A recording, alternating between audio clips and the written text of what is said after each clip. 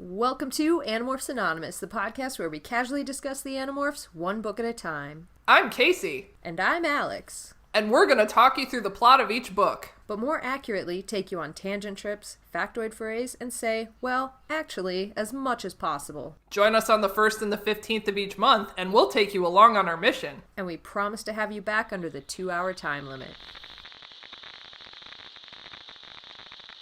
Ladies and gentlemen, I have a grave announcement to make. Incredible as it may seem, both the observations of science and the evidence of our eyes lead to the inescapable assumption that those strange beings who landed in the Jersey farmlands tonight are the vanguard of an invading army.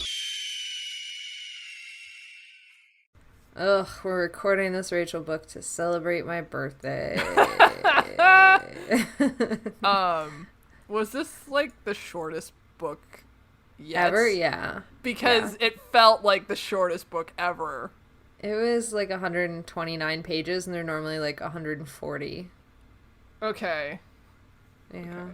I have like not very many notes, if I'm honest. These are the shortest notes I've written in a while. Not ever, but in a while. It did make it to 6 pages, but like only just. Wow. Yeah. And while we're looking through stats, this author was, it was Elise Smith. Have we had them before? I don't believe we've had them before. I'm looking up right now to see if perhaps we see them again. But dear God, I hope not if I'm being a jackass. Because boy howdy, was it not very good.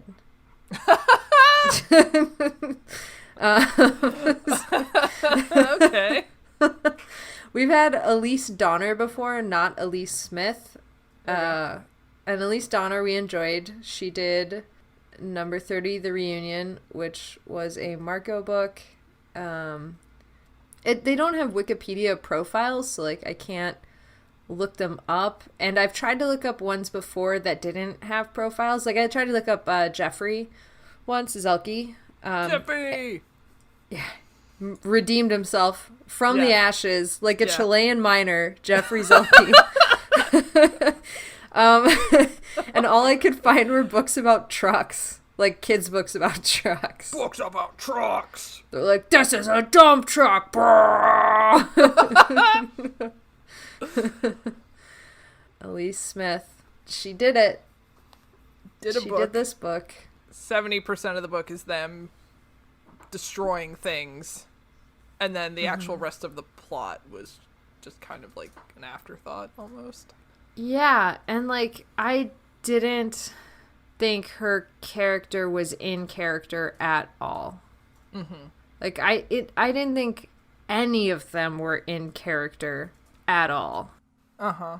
So, okay. And like the first couple chapters, we'll get into this more when we're reading it, but like there's a couple chapters where they're like getting into scenarios where I'm like, I'm sorry, did we all just decide that we were going to like just fuck off like and give up on what our characters would normally be like just to move this plot forward quickly? Like the other thing is I think I mentioned last time that this was one of 2 Animorphs books that I owned. Yeah. And I did not remember any of this book. No? Just nothing. One line I think I remembered. It was the Curious George is mean line. But everything else I was just like, nope. Okay. Yeah, I was gonna ask you if you did remember if you had read this book before or not, but not a thing. Not a clue. Okay. It's not a memorable book anyways. Yeah, it really wasn't. Well, even I was like, when I was rereading this, I totally forgot about the whole ending. Like, I was like, oh yeah, this is the one, it ends when they break into the community center. And I got to that point and I'm like, oh, there's like 30 pages left. What the fuck else happens in this book? And then it's like, the ending is pretty epic. Like, you'd think I'd remember it, but it also, like, it doesn't make any sense. It doesn't, like, give a sense of space. It doesn't, like, build anything. So, like, when you're going through it, you're like, oh yeah, this is a really kind of cool, epic ending. But at the same time, it's like, I can't picture any of what's happening because you have not, like, world built for me at all. Yeah. So anyways, it was upsetting. I was confused. I'm confused. I hate this. But, you know, I will say, for whatever, like, as much as the beginning 3/4 of this book was kind of, like, fun, but not, like, great, the ending was very fast-paced, and I did kind of enjoy the last couple chapters, because I moved through it, like, really quickly, so. Yeah. That was kind of the only part of the book that I actually really... Like, I liked the shenanigans part, but it just went on and on. Yeah, it did. And so much, like, unnecessary details. Like, I was writing notes, and it was, like, trying to be, like, here's where they went. And I was like, okay, do I add these details because they put those details in there, but it's not, it doesn't do anything for the plot at all. Exactly. Like, ugh. All right. We should probably just get into it. Okay. All right. Fine. God. So this book opens with Rachel talking about how there's many Rachels in the world, and most of them are normal and average, and sometimes she wishes she were normal and average, but she's not. And then she, like, throws a lot of unnecessary shade at Rachel from Friends for having stringy, greasy hair in the new season of Friends. Which I was like, I've seen those episodes, and I don't ever really remember her having greasy hair. Maybe I missed it. Who knows? She talks about other Rachels at her school and how they all suck. That's pretty much what she says. She's like, they're all whiny and gross, and I hate them. So, yeah. Sometimes she wishes she had never stumbled on Elfangor's downed ship or had never been given the power to morph.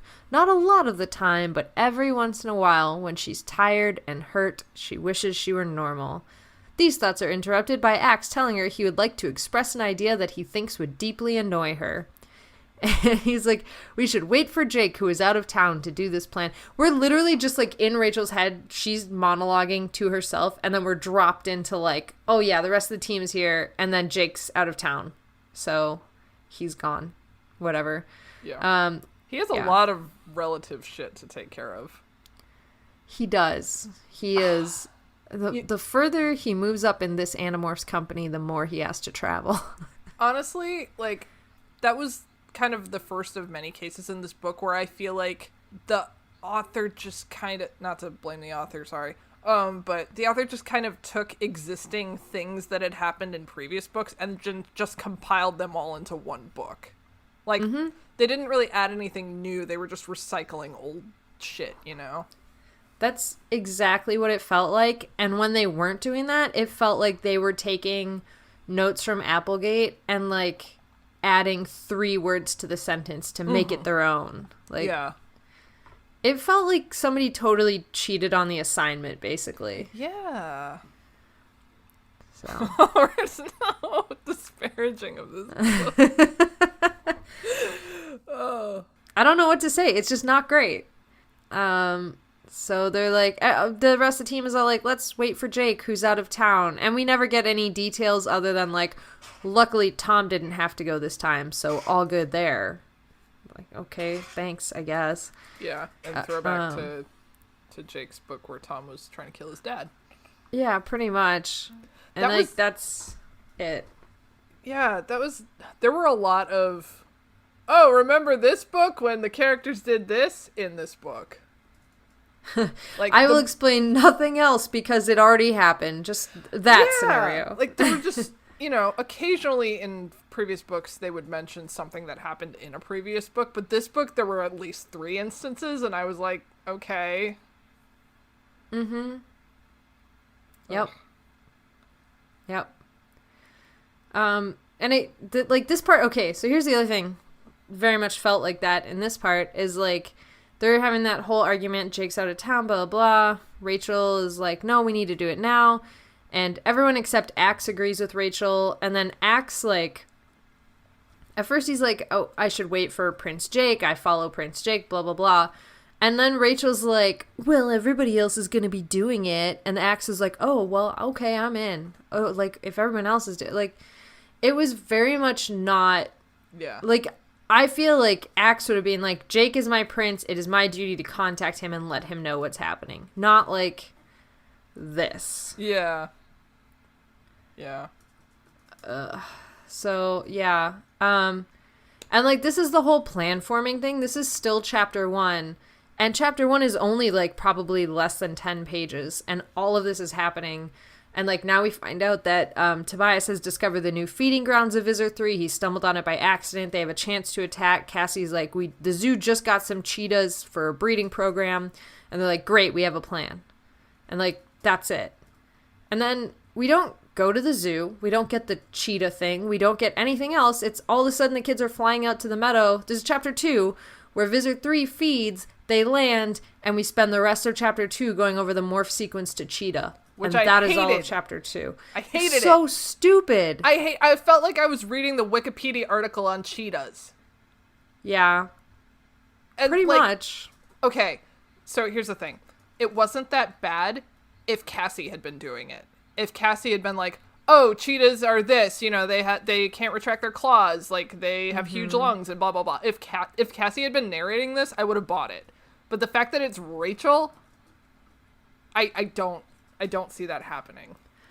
Or, like, even, I wouldn't have necessarily bought it, but if she had said any of that with any interest in the actual animal instead of just, like, bullet point, line by line, here are cheetah facts, like, yeah, it was just written so boring. Yeah. Like, it was so boring. Yeah.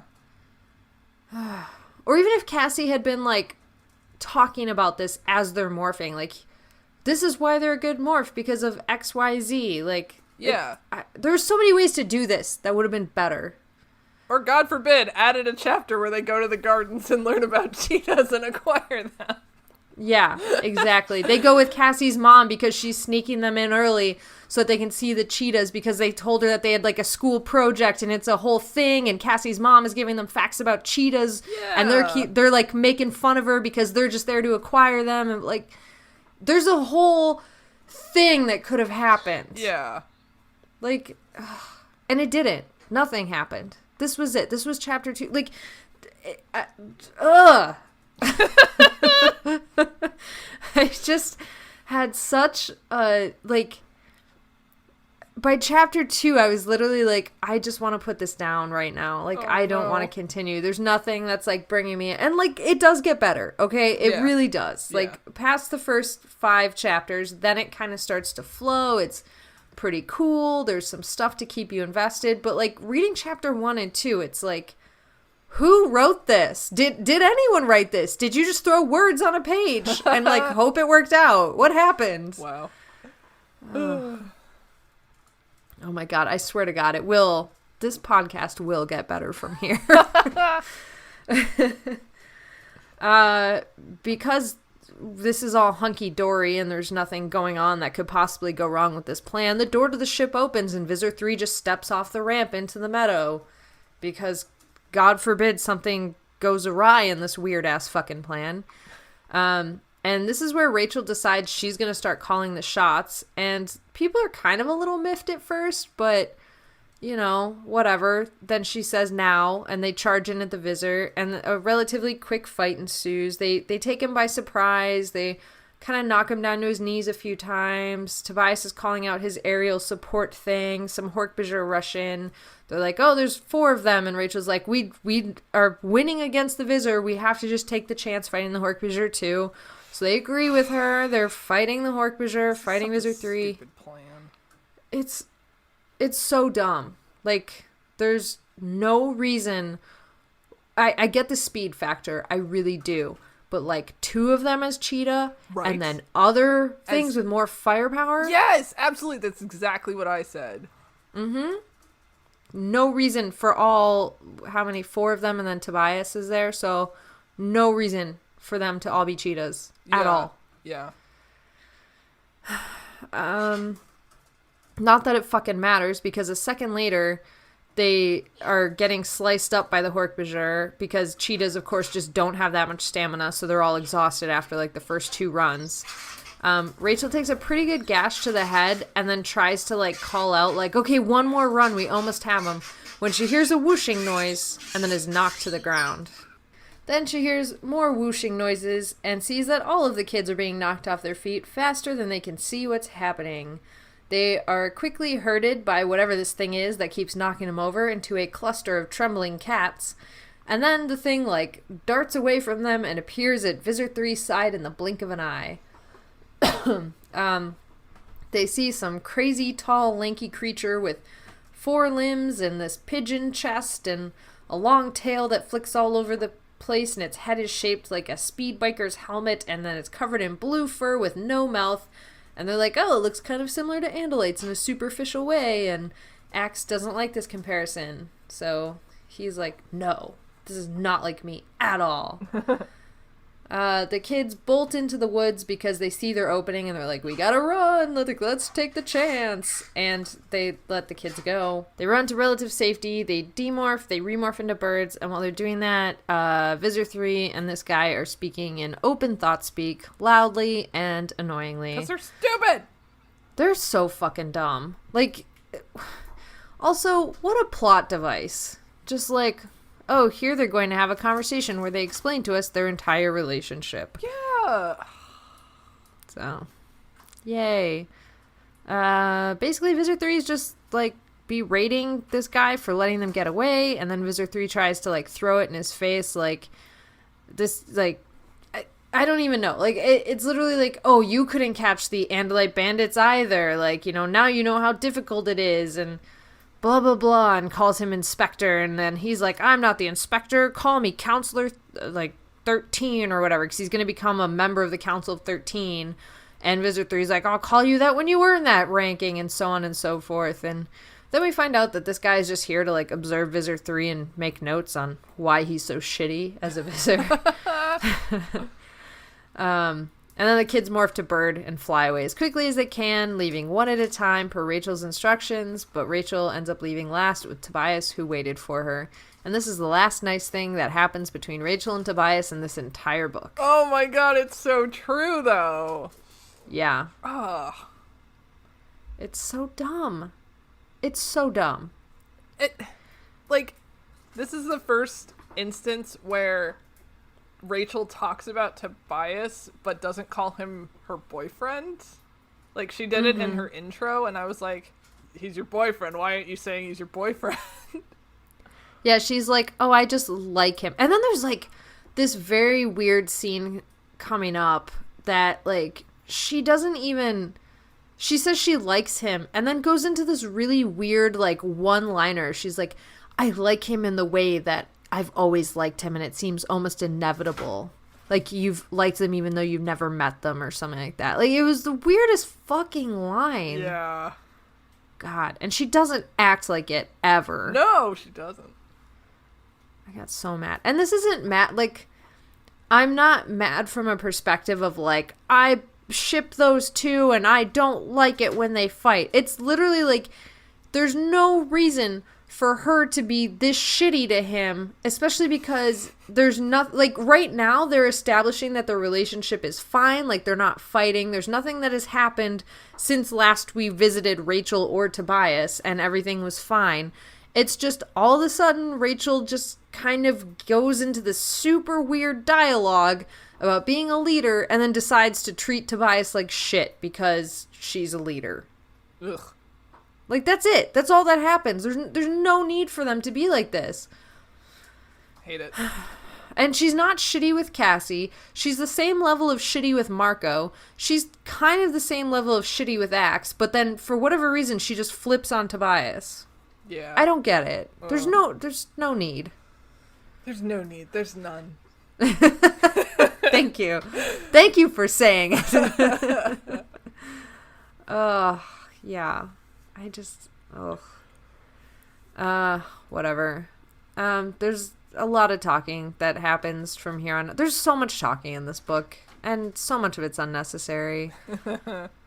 So, like, now the kids meet in the barn. They go over what they know about what was just said, which is basically like, oh, no, the Garrotron guy's a counselor, meaning he's running to be on the Council of 13. Like, everything we just heard them say, Yes.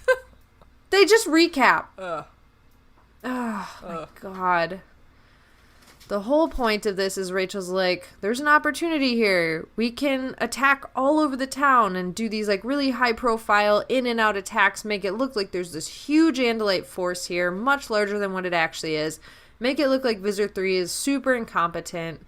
And then there's a bunch of infighting. And like Tobias is like, better the enemy you know than the enemy you don't know. Basically like, let's not do anything. And Cassie's like, we should wait for Jake. And Marco's like, yeah, we should like give it a few days, wait for Jake to get back. Axe is like, yeah, I want to follow Prince Jake, blah, blah, blah. And like they're infighting until Cassie goes, we just can't seem to get anything done without a leader here. So then they're like, let's take a vote. And then it turns into like, Axe, are you going to vote? No, this is a human affair, which was very weird. And like, it didn't sound like Axe at all when he said this. Yeah.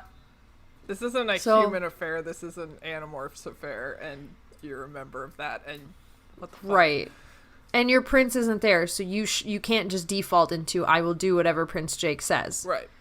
Like he just kind of was like, this is human affair. I won't do that. And then Marco's like, oh well, if it's just Tobias and Cassie and I, you know, it's her boyfriend and her best friend, so I'm gonna lose. So good job, Rachel, you won. And like, there's no communication on what the actual vote is.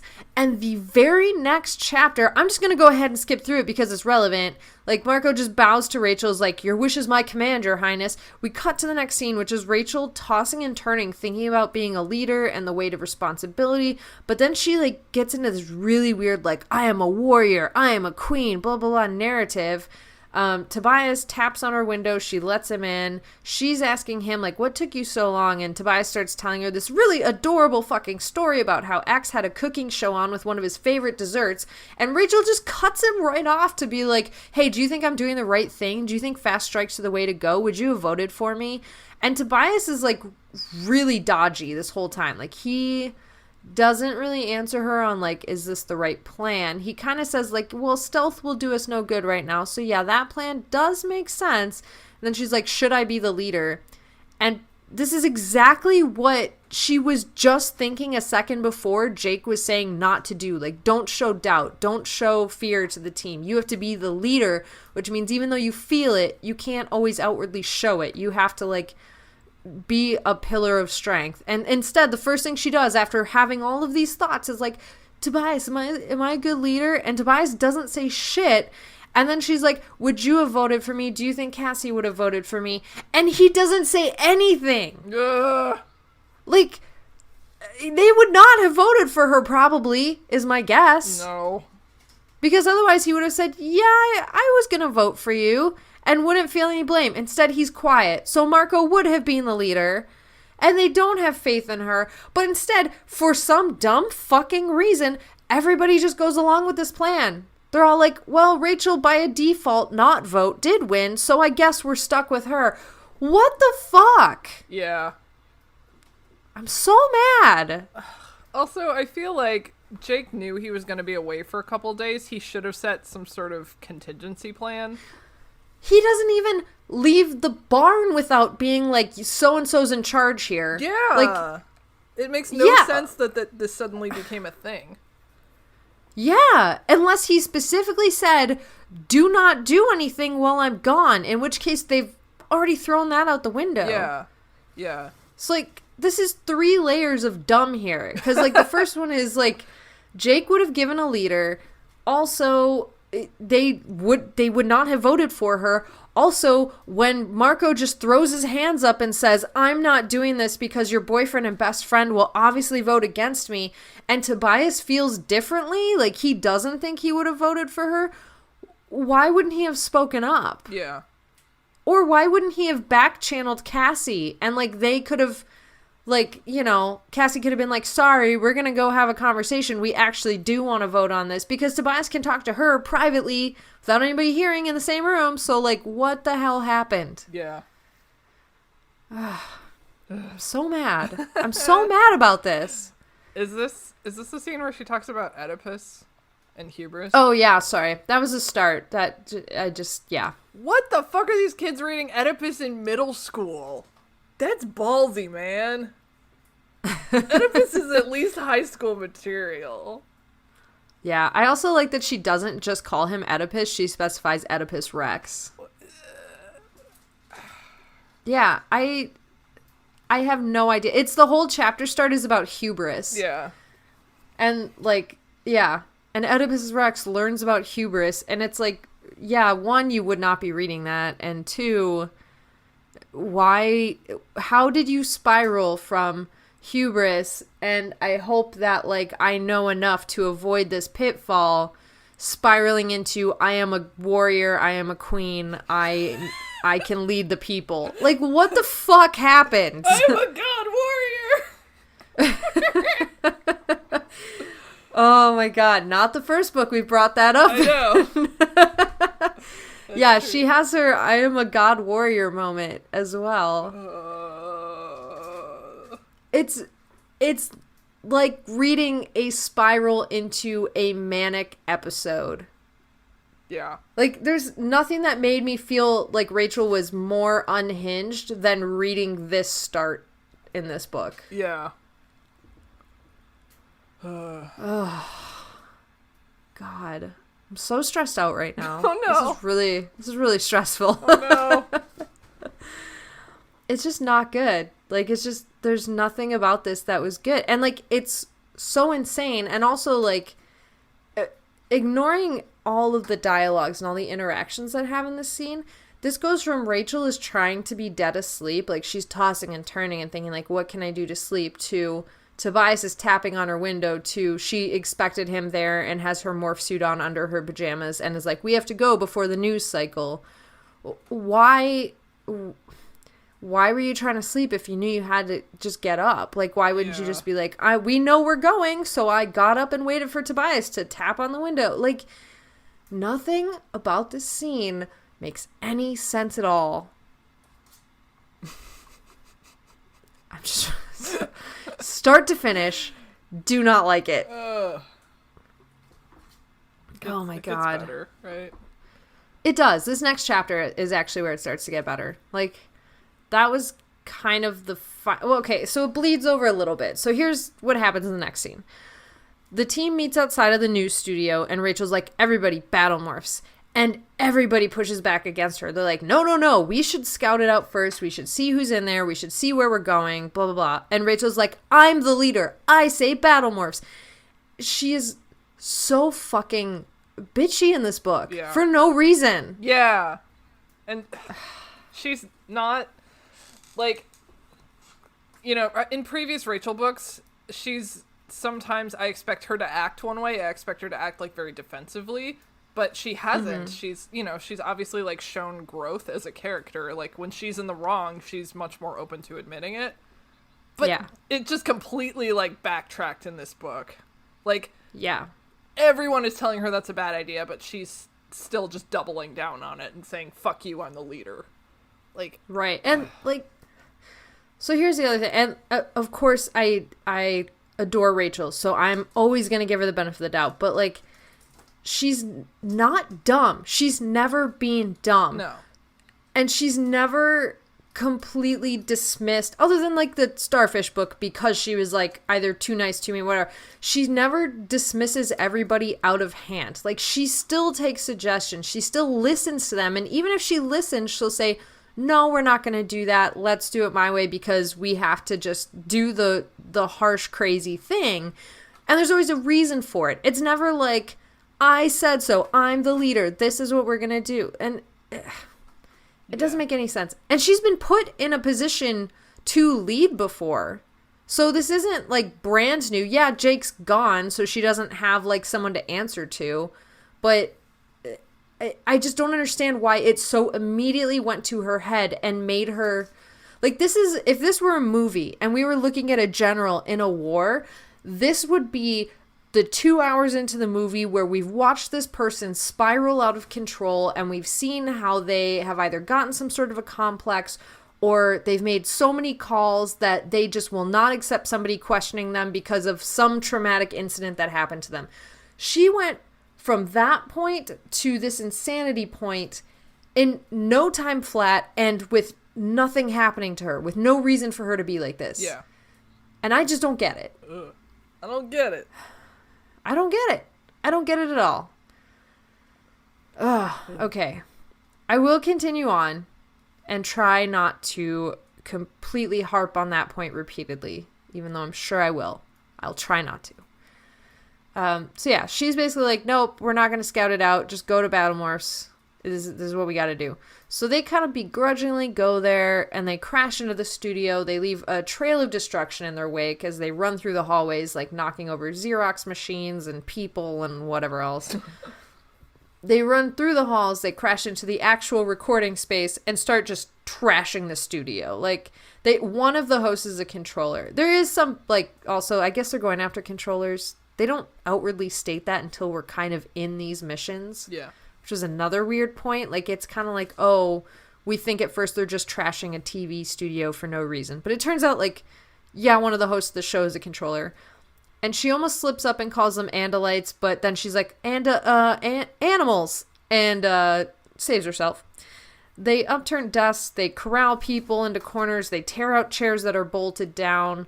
There's a tour group that comes in at some point with a bunch of kids and innocent bystanders. And at this point, Tobias is like, okay, let's get out of here. And Rachel shuts him down. She's like, no, we're staying. We got more shit to destroy.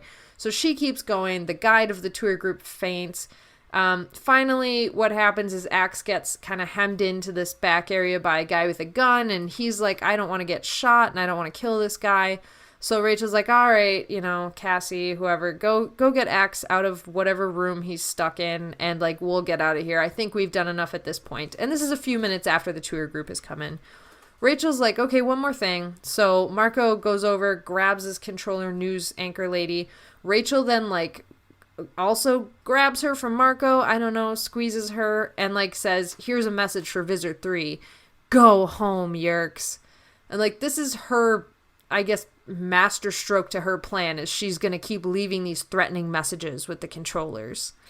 So, I don't understand the Axe getting stuck in the room thing. I don't either. I'm like, why didn't you just, like, chop the gun out of his hand and then knock him out? Like every other fucking time. Yeah. I don't want to hurt him. Well, fucking knock him out. You just did it to someone else. I have no clue. I have no clue why this happened. He did quote Teletubbies, though, which I absolutely adored. That's true. He did innocently and adorably quote Teletubbies, and then Tobias said, that's it, we can't leave your TV on anymore. Yeah. There was a lot of Teletubbies humor in this book, actually. Yes. Because there's, like, one of the other missions they go on was to a bookstore with toys, and Marco asked that somebody grab him a Teletubbies doll. And they all mock him for that, too. Yeah, the team at least has some funny dialogue throughout this, but... Yes. So the team's like, all right, I guess Axe getting stuck in this room is enough of a reason to leave. So they're like, they get away from the building. They're really giddy about this mission. Like, yeah, we had the successful mission. We got in and out, blah, blah, blah. And then Cassie, who, like, was a second ago, like, yeah, we did it, was like, maybe we should have, like, scoped out the building, though, and, like, made sure that, like, the tour group was okay. Like, because we didn't know about them. They could have gotten hurt, blah, blah, blah. And then Tobias just, like, throws in, yeah, by the way, there was an old man in that tour group that seemed to be really startled by us, and he keeled over. It kind of looked like a heart attack. And Rachel's like, there's always casualties in war. Get over it. Wow. Yeah, out of fucking nowhere. To Tobias. Yeah. Why? Ow. Why, Rachel? Why? Ugh. This is not my Rachel. This is I mean, there are moments where she hits on some things that Rachel does, but then there are moments like this that are so out of character and so unnecessary and so egregious. Like, there's no need for this. And to Tobias, why? Like, maybe to Marco. Maybe to Axe even. Like, because maybe she's like, oh, Axe is questioning me and I'm blah, blah, blah. But, like, I don't think this can be explained away with, like, when I asked Tobias if he would vote for me, he said nothing, and it's really important to me that he supports me. Okay, but why would you attack him over that? Like, you guys had pretty decent communication before this. Why did it break down all of a sudden? I don't get it. I just don't get it. God. And the other thing is, like, throughout this book, there's never really somebody who's, like, a second supporter to her. Like, sometimes in Cassie books we get that, or even, like, the last Jake book we've read, like, the very last one, we said, like, oh, everybody on the team kind of communicated equally. There's no second player or third player in this book. Like, it's Rachel in Rachel's head doing Rachel's things. Yeah. Like, it's very weird in the way the dynamics are anyways. Okay. Calming down. I like this. I like this rage. This, because it's consistent throughout this whole book. I'm trying to bring it in, but it's consistent. And, like, I can really appreciate some rage. You know me. I don't shy away from the rage that Rachel has, but this is just stupid. Okay. Next up. These kids are going to trash a bookstore, which does lead to some very good dialogue in there, yes. I will admit. Yes. So, Tobias starts by saying, no hurting the civilians, and Rachel just shuts him down. Like, don't fucking talk to me like this. And Marco's like, wow, Rachel, looks like someone needs to go to management school to learn how not to be a jerk. And Rachel, for whatever reason, backs down from Marco, is like, I'm not going to argue with him. I'm not going to argue with anybody. I don't need to.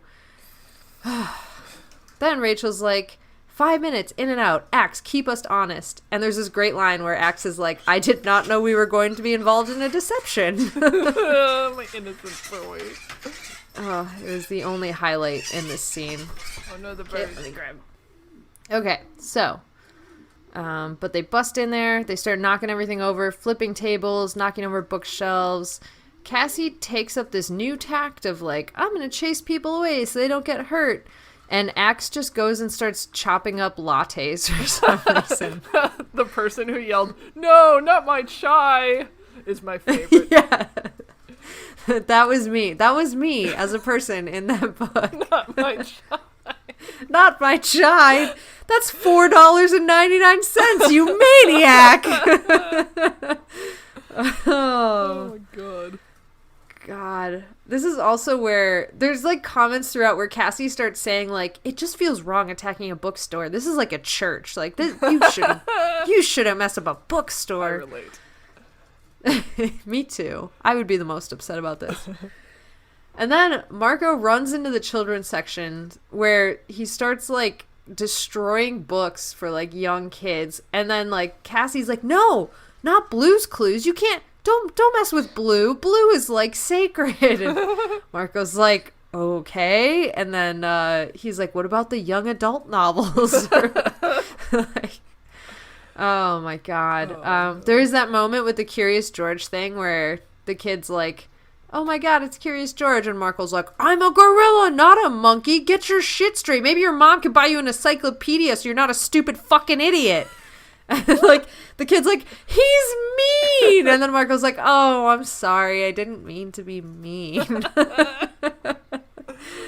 Oh my lord. Oh, also God. Rachel frickin' has enough morality to close the cash box. Oh yeah, she's like, we're not gonna fuck with money, we're not thieves, we just destroy, we don't steal. That was weird. It was so weird. And like so another thing that they mentioned earlier that I totally skipped over, when Marco wants them to get like that Teletubbies toy, Marco makes a comment like, when they're like, no, we're not doing that, he's like, well, I'll mail him money the next day, I'm not gonna steal it. It's like, dude, not the point at all. Yeah, it's weird. Like, I feel like they're trying to harp on that same thing they came up with in the David book of like, we don't steal, we don't do this, that, or the other, but like it doesn't make any sense in this context. Yeah, I agree. So yeah, I don't know. I did like Cassie's and Marco's exchange about the kids' books, and Cassie was like, why don't you go trash the computer magazines or something? I was like, that's such a deep Applegate cut. It was. It was. Oh. My God. Yeah. And then, there's another one too where there's a really harsh commentary on the books, like the discount books that people put out that are like autobiographies of celebrities that were popular for like a minute or whatever. Yeah. Like, she's just throwing shade at all the other people. Yeah. It's like, don't fuck with the kids section. Everything else, fair game. Yeah. Like, that shit was really good. That was kind of like adding to the universe. Yeah, it was. And it was like really funny, and like, you know, it brought back that like feeling of from like the book with Jake's book when they were breaking into the mansion for like the little kid. It was more like that. Like, yeah, throw some shade at like fucking all this other shit, like computers and that sort of stuff. Yeah. But leave the books alone. They're still good. Yeah. Oh, so good. So at like 4 minutes, Axe gives the warning, and Rachel grabs the manager that they ID'd as the Yeerk earlier in the week and gives him like this huge bear hug, squishing all the air out of his lungs, and then threatens him like the whole "go home, tell Visor 3 I said go home." Now they speed it up. Like, so the next chapters are kind of just these like little montages. And this is where, when we were talking about earlier, like, they throw in some details that just aren't necessary at all. Like, they make no sense. And, like, some of them, I think it tried to be subversively funny, but it just, like, it was just dumb. It made no sense. So, the team is running through this town on a destructive spree. The first thing they hit is the salon, where Miss Chapman is the best customer and co-owner, and they destroy the salon. The best part of this was that when they walked in, the receptionist didn't even look up. She just, like, was popping gum, and she's like, "Do you have an appointment?" And then when they didn't answer, she, like, looked up and then fainted onto the desk. Yeah. So that was good. Then they hit the sporting goods store where they shout out the Yeerk that was in Tobias's torture book when they were like, "Oh, that guy so-and-so owns this sporting goods store. He's back." They destroy his sporting goods store.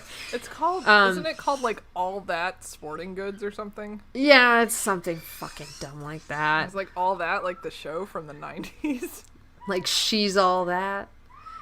Yeah, I don't know. It was something like that. And, like, the most important details from here is the fact that Tobias is flying around to all of like the blow up boats and floaties that are displayed and just popping them with his talons, which I thought was hilarious. And then Cassie is chewing through a tennis racket going, "This better not be cat guts." I'm like, I don't know if they do that still, Cassie. I mean, if it were a violin, maybe, but I think rackets are synthetic now. Yeah, right? they're mostly plastic, I'm pretty sure. I'm pretty sure as well. I don't know. So that's the sporting goods store. Then we cut to a bank. No idea why they broke into a fucking bank. But yeah, so they go to a bank where Rachel, like, tears apart safety deposit boxes for no reason. And Marco knocks out a guard. And this is where they try to do that, like, haha, like, the guard saw us and I don't know what happened. He decided to knock himself out with his own baton. Weird. And it's like, no, we know you fucking hit him. Like, what are you doing? Yeah. And this one, the bank owner, who's the controller, starts to yell out, "Call the police department, ask for," and then he gets knocked out. And then Tobias is like, "We gotta bail early," because they've obviously tripped the silent alarm here. So they do. That one, they finally do listen to Tobias and bail. Then they hit a cigar shop where they see Chapman. And this was a really fucking weird sequence. Like, why is Chapman in a cigar shop? They go in there, they're like, "Smoking's bad for your health," and then, like, knock him over. Tobias gets in a really good swipe at Chapman and cuts him. Then the shop owner pulls a gun from behind the counter, and Marco just grabs the gun away, because apparently now guns are no big deal, even though 5 fucking minutes ago they were a big deal. And then Marco just punches the guy in the face. And then, like, Cassie knocks over the Native American statue into a case to prove a point. And it's like, wait, what?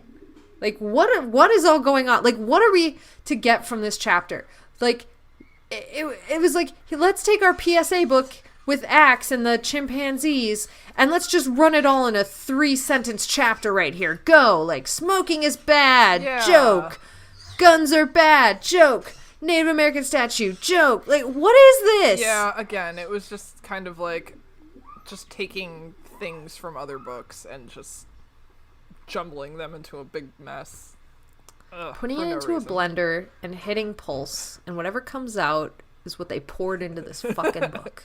Will it blend? That is the question. Will it blend, Animorphs edition? Don't breathe. The answer is no. God. Yeah. So, I don't feel good about this. Then Rachel delivers her message to Chapman, go home, no one likes you, yada, yada, yada. Your face is stupid. Your face is dumb, and now it's cut, and you should feel bad, and I want you to leave. Okay. Oh, God. Here's another fucking crazy moment. I heard you say, oh, God. The fucking judge next. Right? Oh. No, well, yes. But there's 2 things we hit before we hit the judge, which I actually forgot to write the judge in here, so thank you for reminding me.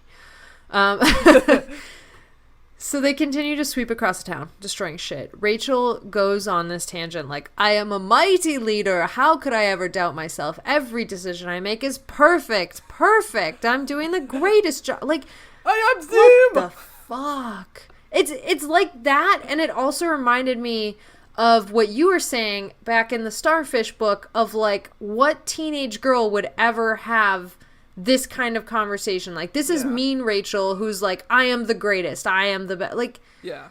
I was reading this and I was just hearing your voice in my head. Like, what girl would ever, like, what young kid would ever say this shit? Because hubris, I guess. Yeah, hubris. Now that we've read Oedipus Rex, we can say whatever the fuck we want. Oh my god. Okay, so before they get to the judge, they do 2 things. They hit a gym where Axe cuts off the trainer's shorts. Yeah, running around in their underwear, heart-shaped, like the heart print boxers, ha ha ha. Then they hit a Kinko's with a kid that Rachel knew in high school that was kind of a badass, but then he became a yerk and he got turned into like a weird guy with a clip-on tie. That's all you need to know that he's a douche.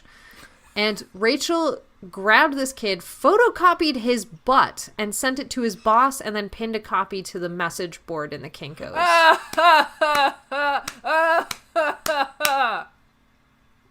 Yeah.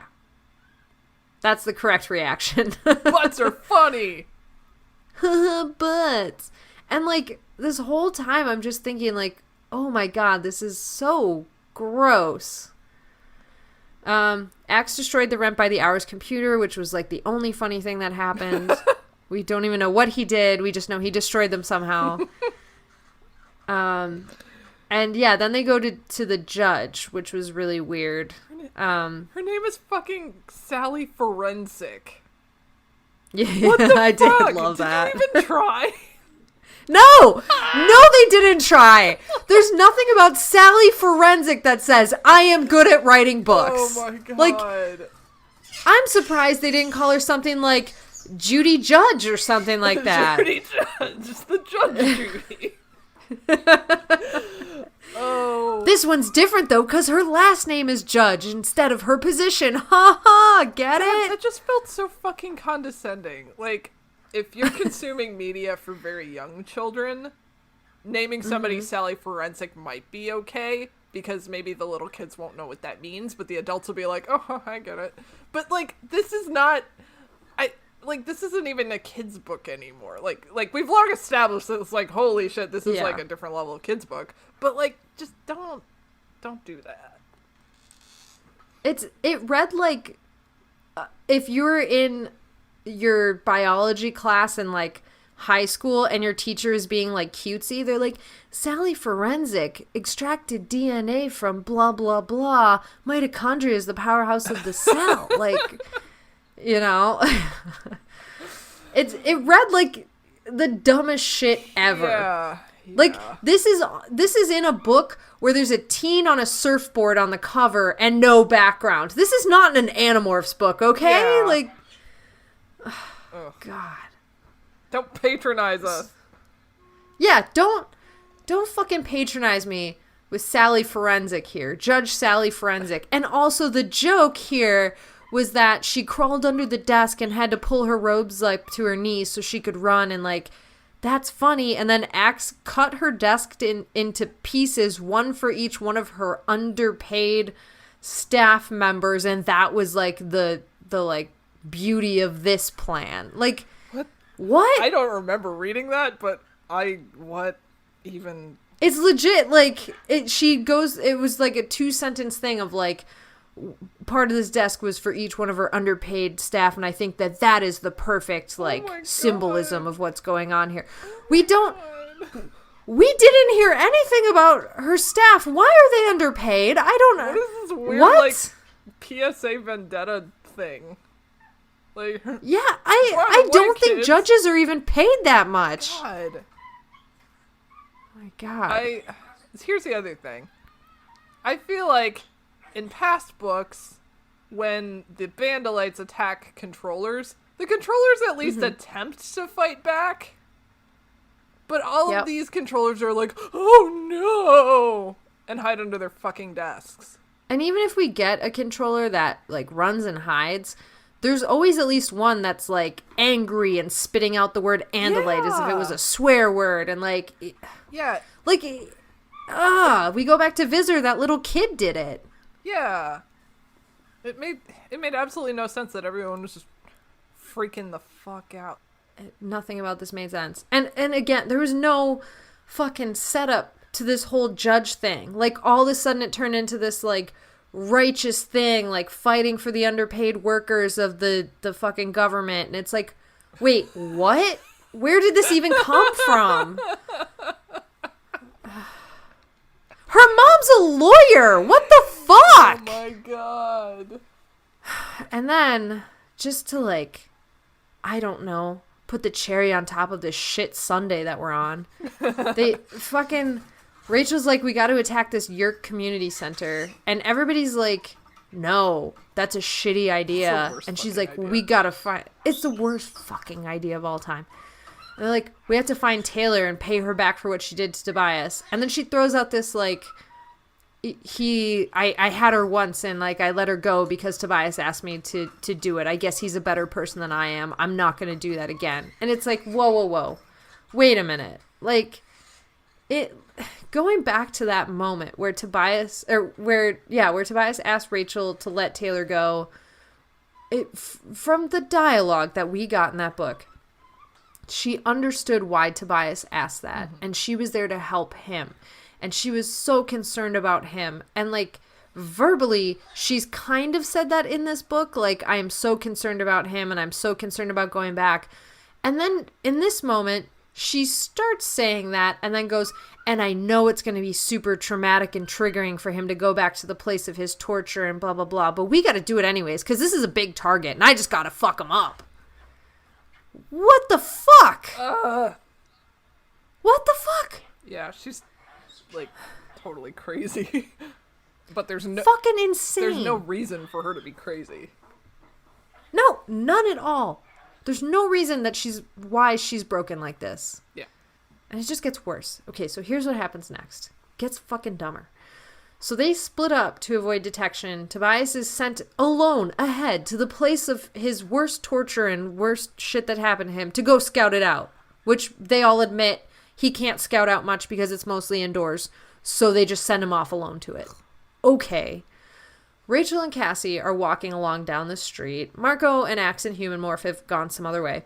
And Rachel is like, I feel so good. I want to sing and dance. I want to jump on a light post and twirl around it like singing in the rain and blah, blah, blah. And there's like some guys walking down the streets in business suits and she jumps out at them and yells boo and then laughs as they like flinch. Oh my God. Stop it. Right?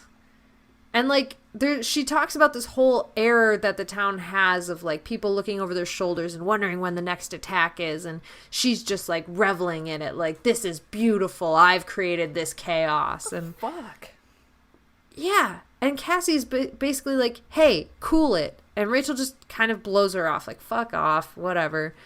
They see a newsreel playing on a TV in an electronics store because suddenly it's the 1970s, I guess. And she, like, drags Cassie over to the window. I know, right? Like, who does this in the 90s? No one. She drags Cassie over, and Cassie's like, let's go, Rachel. Like, we have time to watch the news later.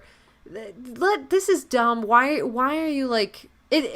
It reads almost like she's wanting to, like, revisit the crime she's committed. Like, if we're going to go into a place of forensics right now, this is like the serial killer reliving the crime and, like, getting off on it later is what we're doing. That's the vibe we've got going on right now. And Cassie finds it sickening, like, as a normal person would. Yeah. And then, as this video is scrolling past, they do have some videos showing them tearing up the news studio.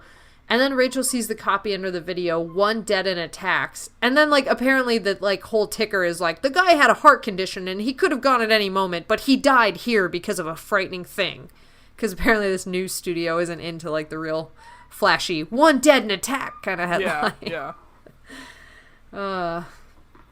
So we cut to Cassie and Rachel landing at the community center with the other guys are all there ready to go, and they're all birds, they're spaced apart, blah, blah, blah. And it just cuts to Cassie going like, if you don't fucking tell them, I'm going to tell them.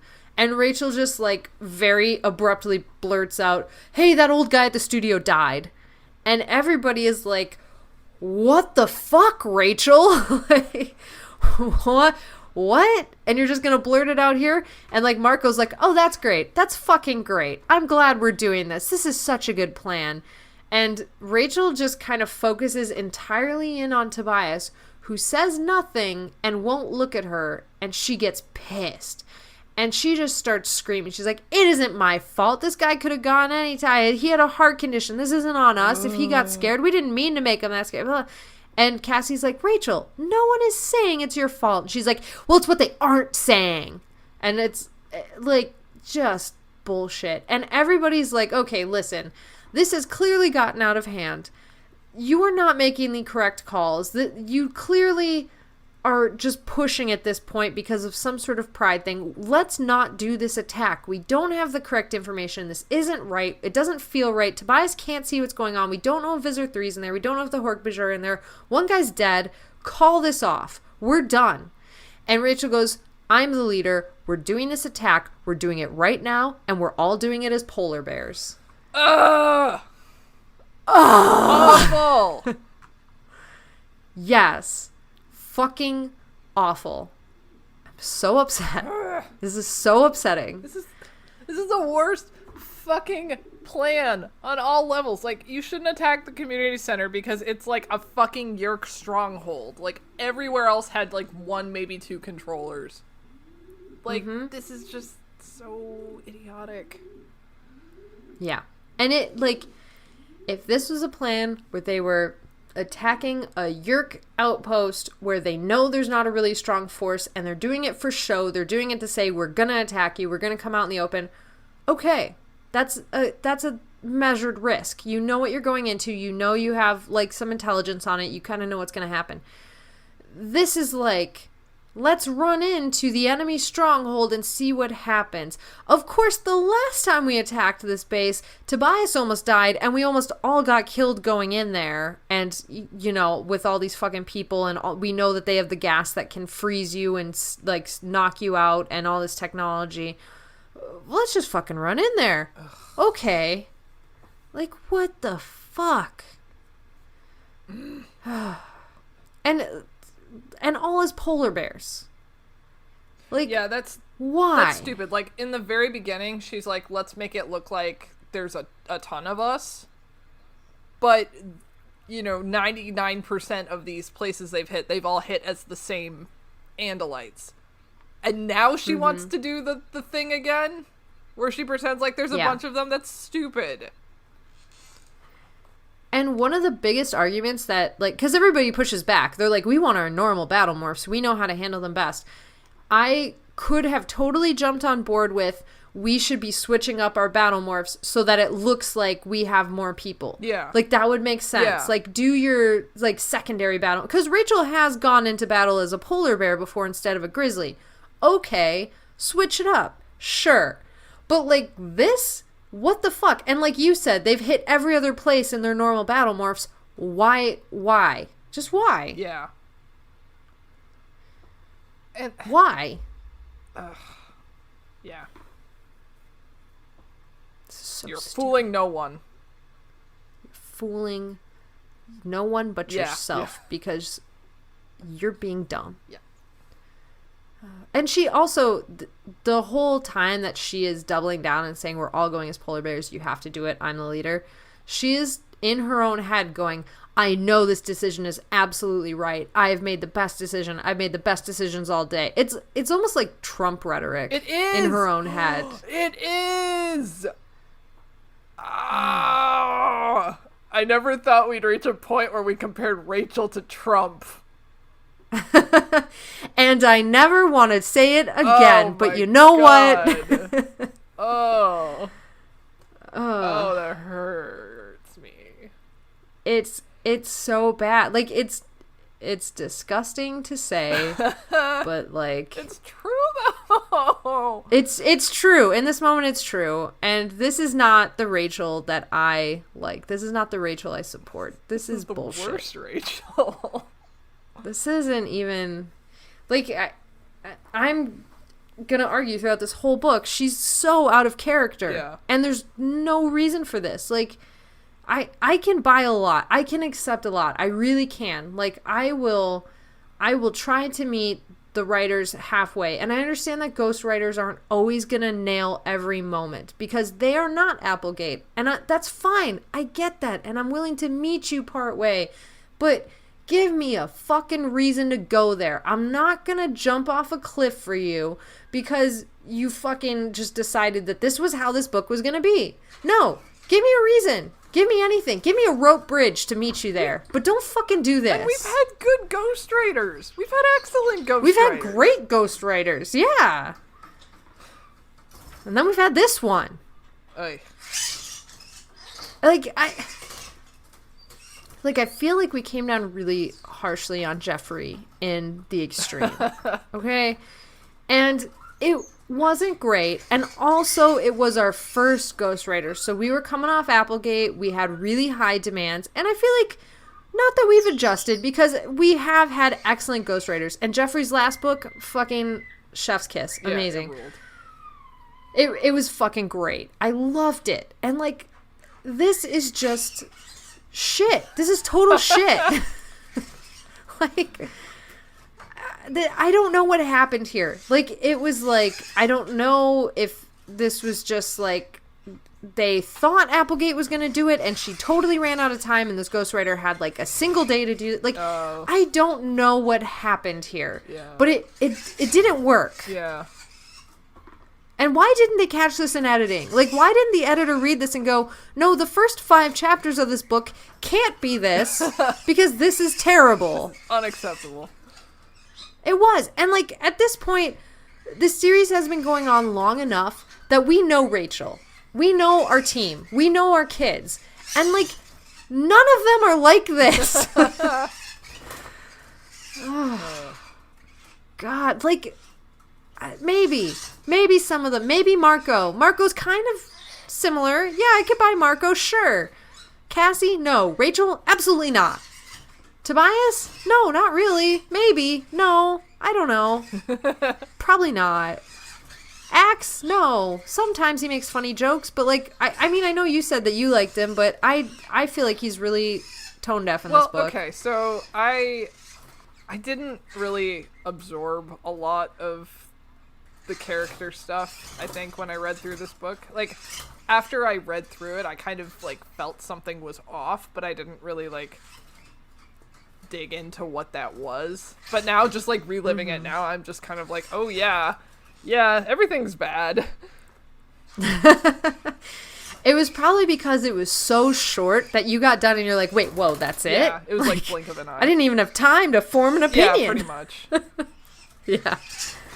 It's so short, which is honestly the best part about it.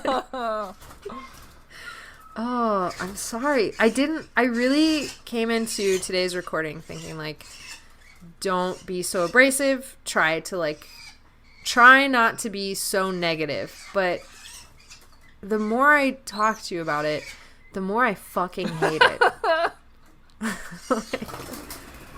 Oofda. Oofa doofa. Oofa doofa. This is not good. Oh, yeah. Okay, let's keep going. We're over halfway through. It's fine. I feel like the screaming bird really adds to the overall, like, feeling of this podcast. At this point, I feel like he's screaming whenever I'm screaming, and maybe I'm the problem. I think I've been noticing that he picks up when you get really intense. Yeah, he definitely ramps it up. Oh, that's funny. And oh my god. I don't even know where he is. I should probably check that out.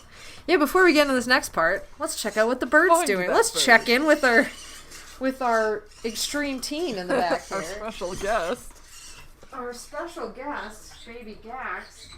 Ladies and gentlemen, Baby Gax. Alright, I checked in with the bird. He said it was not good. Whew. I'm just gonna keep him screaming in the background because I don't know what the fuck to do anymore. Yeah. Much like this book, I give up. So, okay. I hate this. I hate this so much. And let me tell you why. And it's not because this part is particularly bad. It's that I just hate that everybody's so fucking supportive. Yeah. So, Rachel demands they go to polar bears. They need to make a stand. They need to show their power. It's a show of force. It's a total thing. Whatever. The team is apprehensive, but they're all like, well, we did vote you in as our leader, so I guess we'll do it. And before they go in, Tobias is like, just remember, we're not here to kill. We're just here to scare people. And Rachel knows that that was meant exclusively for her and gets pissed. And then Mark... It's so passive-aggressive. For no reason. No reason. No reason at all. Marco goes, are you going to say it or should I? And Rachel goes, let's do it. And then roars loudly as a bear. As a polar bear, specifically. Also, this morphing sequence was super fucking weird. She morphed a bear except for her head. Yeah. No need for that. Yeah. But here we are. They break in through a window as polar bears. Okie dokie. And from minute one, it was an easy victory. They were smashing people's heads together like Three Stooges and kicking butts and blah, blah, blah. And then, in the blink of an eye, they all start getting taken out. Because, of course, the fucking Garrotron was here. Of course. Yep. Why wouldn't he be? Yep. This is the Yeerk stronghold that you broke into with no information. So, Marco was hit. And then Tobias, went to charge down the Garrotron. But the Garrotron dodged, and Tobias knocks himself out on a wall. Rachel, struck across the head, goes down. They basically were all neutralized within 10 seconds flat, something like that. Yep. And then the Garrotron steps over to Visitor 3, and they have another loud fucking thought-speak show-off moment where he's like, I'll leave it in your hands now, Visitor, because I've taken out all of these idiots for you. And then he just, walks away super, nonchalant out of the room. And Rachel gathers everything she has left in herself to stand up, only to find Visitor 3 morphing some disgusting gray pile of fleshy monster that smelled like sewer and death. Muck. It was exactly like muck. That's exactly what I pictured. A giant poop monster. It's a Pokemon. You morphed a Pokemon. Okay. God. Actually, that's probably the best thing that's happened in this book, is that Muck made an appearance. Finally, a fucking sweet, beautiful creature that only wants to hug. I feel like I've gone crazy.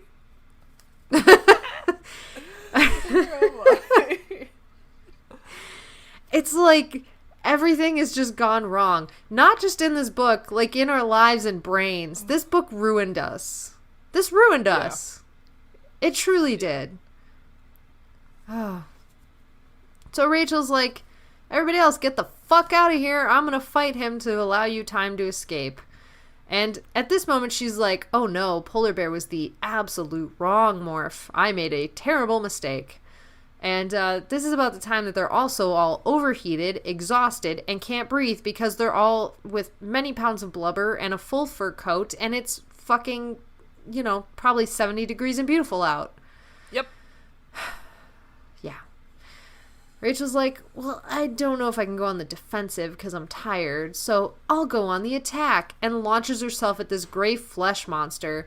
And, like, she lands in it, and it just kind of, like, starts sucking her into, like, goop. And Visor 3, like, laughs, and he's like, this body isn't even slightly damaged by you. It is then, Muck.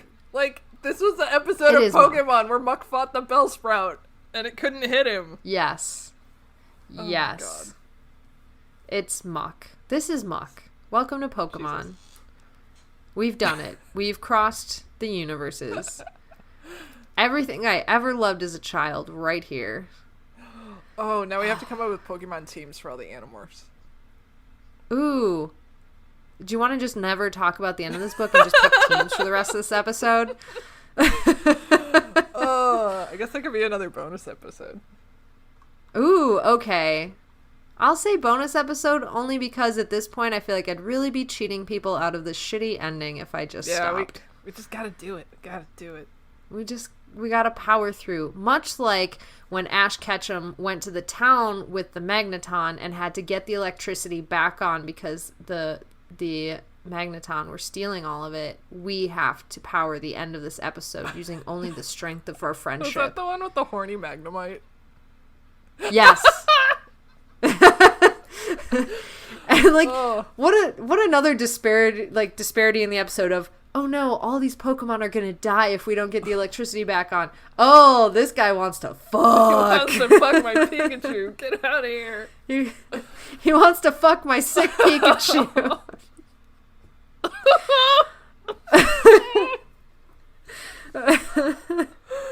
Oh my God. Fucking polar bears.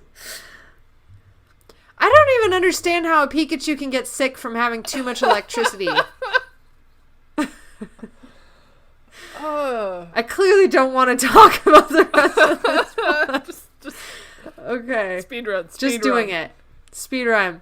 So she charges a stupid fleshy sewer monster. It picks her up like she's nothing, slams her into a wall, and Visor 3 is like, ha ha ha, you are nothing to me. And also, what's really not mentioned other than a throwaway is all of the flesh that touched this creature was melted away like it's acidic or something. Like, she's missing a lot of her limbs and it's just like charred meat. Ew. Yeah, I know. It's so cool and gross, and yet that was just skimmed over. I honestly don't remember reading that. I don't remember reading a lot of this.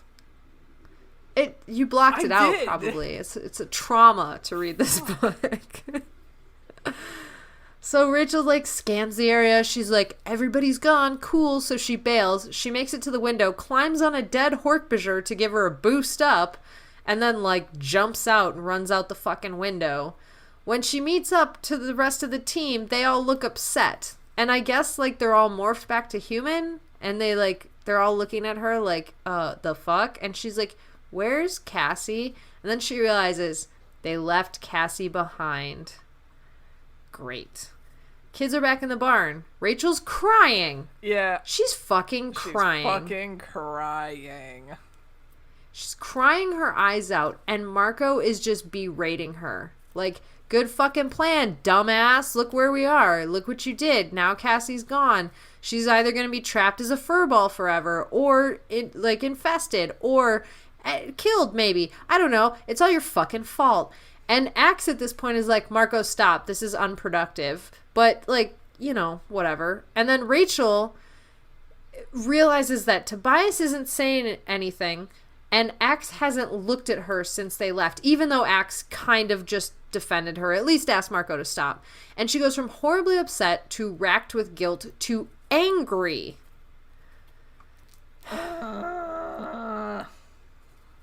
Here, for a moment of levity, is our next Parks and Rec moment, because Rachel gets angry And she turns to Axe and she goes, "Look at me!"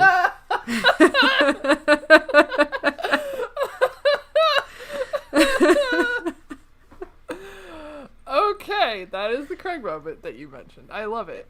Yeah. She straight up yells, "Look at me." She does. It was a straight up Craig moment, for sure. So Axe looks at her, but for whatever reason, that doesn't make her feel better. And Tobias just goes, "Well, we did vote for her to be the leader, so I guess we just keep going down this fucking shitty path that we've chosen for ourselves, everybody." What is this defeatist motherfucking passive-aggressive shit, Tobias? I have no idea. Oh my god. Like, I just don't know what the fuck. I don't know. And then Cassie's gone. Rachel goes, "I'm going to go back and get her by myself." And everybody's like, "Well, that's fucking stupid." And Rachel's like, "Well, Cassie did it before." And they're like, "Yeah, when we were all fucking sick and incapacitated. That was a different scenario. Don't go in by yourself. That's a suicide mission." Rachel's like, "It doesn't matter. I quit. Marco, you can be the leader like you wanted." What the fuck? What the fuck? She, like, turns into this big temper tantrum brat. Yeah, and she's like, "I can hear it. I can hear it when I say it, that I sound like I'm having a temper tantrum." Does this stop her? No, she doubles the fuck down. Like, why? Why? I'll bring up all the Flight of the Conchords rap that I know to not continue talking about this. But why, actually? Okay, anyways, Marco follows Rachel out of the barn because Rachel storms out of the barn like a stupid baby idiot. Stupid baby idiot. And he's like, "Rachel, wait up."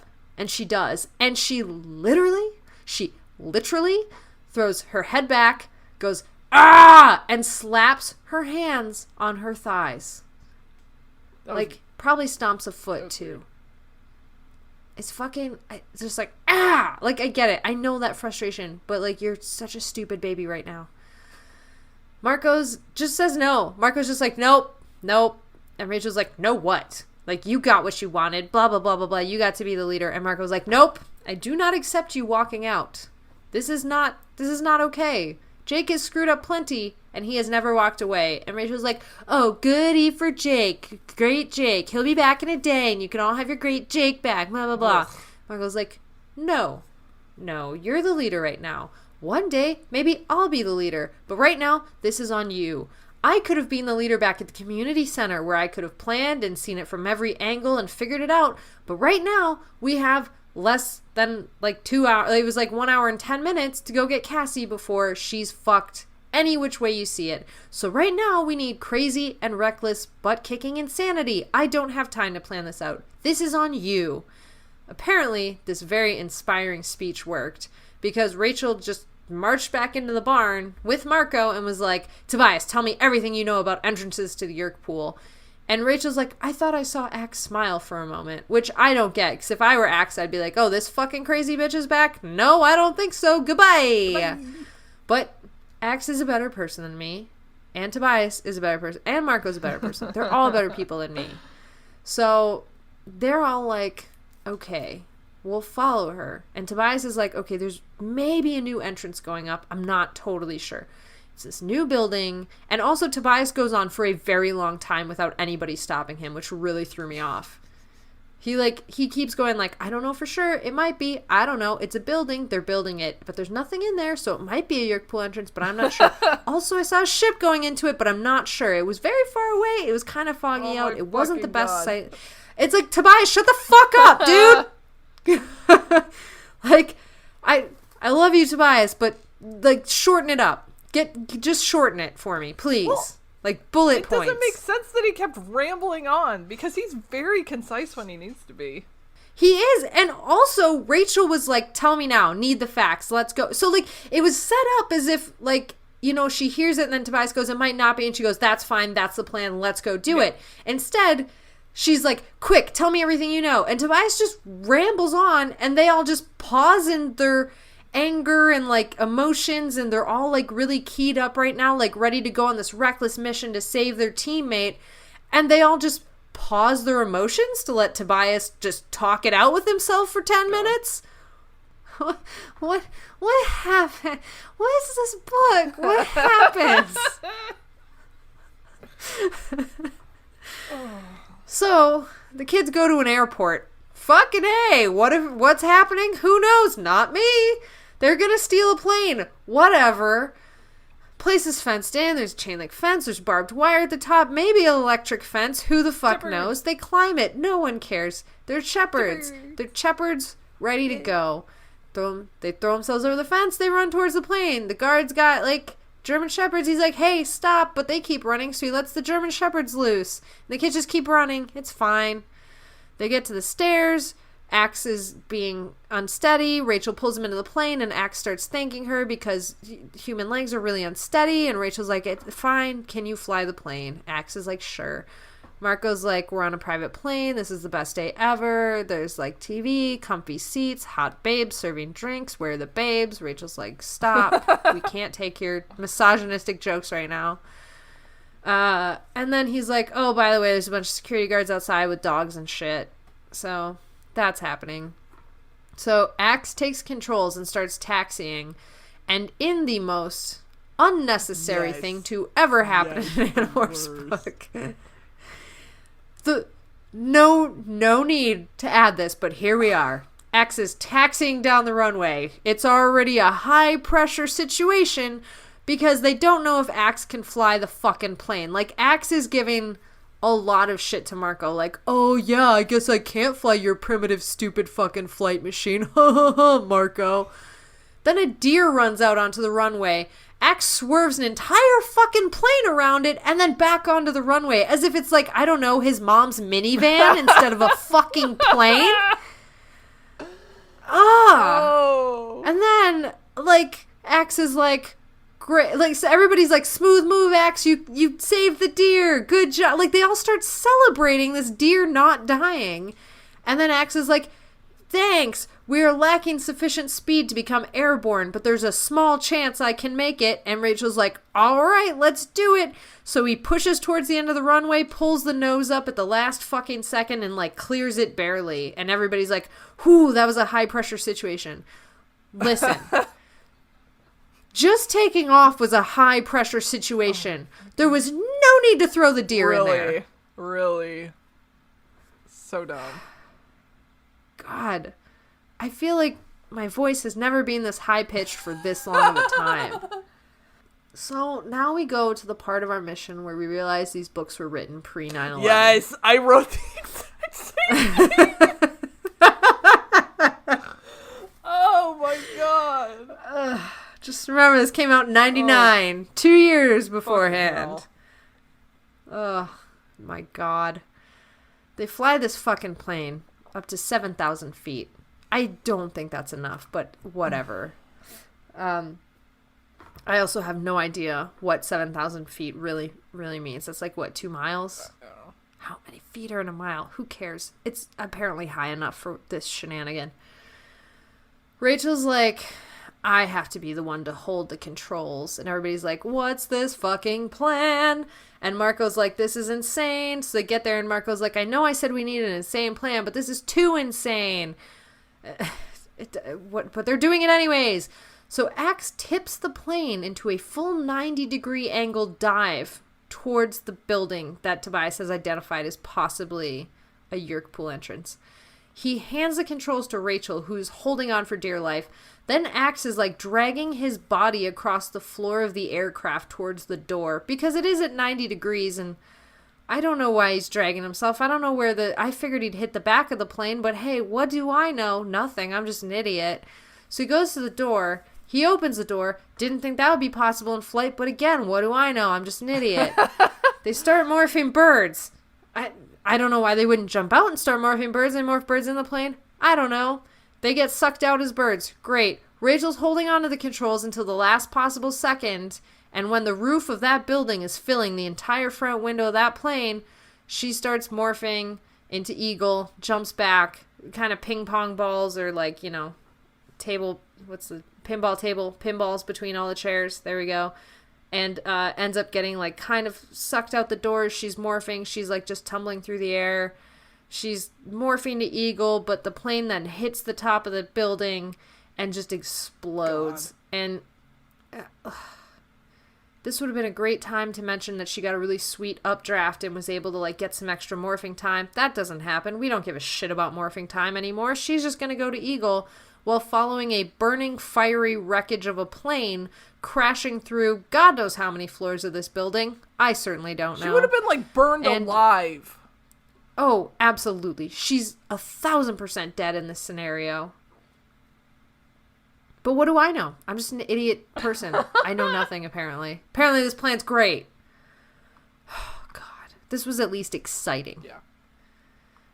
So she's falling through this building, following this plane. Everything's on fire. She does, like, she's maybe screaming out loud, maybe screaming in her head. She takes a moment to make note that, oh yeah, this building is completely empty. That's great. No idea if she made it to her Eagle morph in time. She follows this plane that's burning down into the Yerk pool. It landed right in the actual pool. And there's like a quick mention of who knows how many Yerks we just killed. This is a major fucking like massacre. Yeah. That was just kind of brushed burning off. Jet fuel. Yeah. Like you not only like crushed a bunch of them, you like poisoned a bunch more. Like, and it's probably on fire. Yeah. Like, and a whole building just collapsed into the pool, not just the plane. Yeah. There's so much. There's so much destruction. Like she literally could have wiped out like a whole 10th, 20th, 30th of the Yerk population here. Like she could have done so much damage, and yet they just don't mention it. They're like, oh yeah, burning pieces in the Yerk pool. Great, whatever. It's chaos. Ha ha ha. Rachel kills her speed to just stay aloft above this burning wreckage of a Yerk pool. And it basically, it kind of is. Like everything's on fire. Appears from the wreckage. America. The flavor is gone.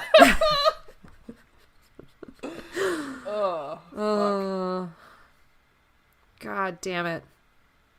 So, like, Rachel spots Cassie. She's, like, manacled up to herself and guarded by 3 hork-bajir. One of them has a blade at Cassie's throat, and she's like, Cassie, I'm here. And Cassie's like, everything's on fire and everything's gone to shit. Of course you're here. Who else would it be? Honestly, not very much like Cassie's character, but truly the only voice of reason in this moment. Oh my God, right? Oof. Oof, oof, oof. So, Cassie does this cool maneuver. She starts demorphing her feet so she can take the chains off and get free.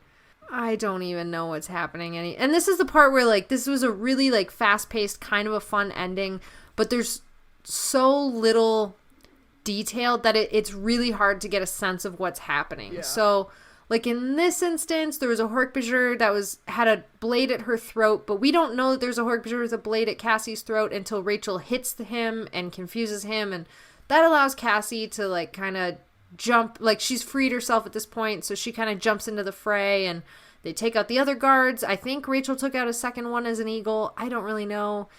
Cassie's like, Rachel, get out of here. I'll fight my way out. And Rachel's like, no, you can't. You have, like, less than 10 minutes in morph, so no. More hork-bajir come by, and then a booming thought-speak voice screams, halt, and everybody freezes. And then Visor 3's like, Inspector, we've captured some bandolites for you. Which, they're all free, so he had captured one. Now he's captured none. Yeah. So Visor 3 walks in with the Garrotron, who's like, don't call me Inspector, call me Chancellor or whatever. Counselor, there we go. Sorry, my Star Wars roots are showing. Chancellor. The Chancellor. Yeah, like, call me the fucking Counselor. And Visor 3 is like, and why don't you take out these Andalite bandits while you're here? And the Garrotron's like, this is no challenge to me. Your challenge is dumb. This is easy. And Visor 3 is like, oh, if it's so easy, then why are you declining my challenge? Pissing match that they're having. Yes, precisely. Yeah. And it's dumb, and I hate it. So they're doing their thing. And also, Visor 3 says that if the Garrotron goes in and fights them and kills them all, he will be so grateful that Visor 3 will just resign right away. Like, he's just like, I'll take myself out. It's great.